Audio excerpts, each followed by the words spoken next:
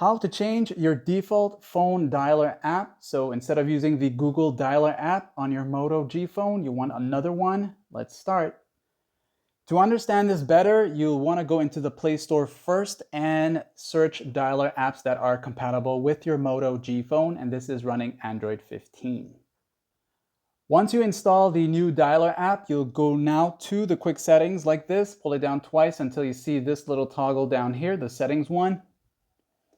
As you enter here now, you'll want to go into where it says apps. So go down until you see apps, this one right there.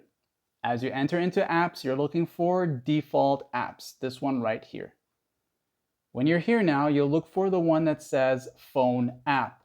And as you enter here now, you're going to see any of the recently installed phone app dialers. And if it's not compatible, then it won't show up here. So the one like Jolt works, this one here works. And once you select it, you will switch to that default dialer app. If you have an incoming call, it will use that. In some cases, it may prompt you to restart your phone. Go ahead and do that. And as always, you can come back and change this at any given time to the original one.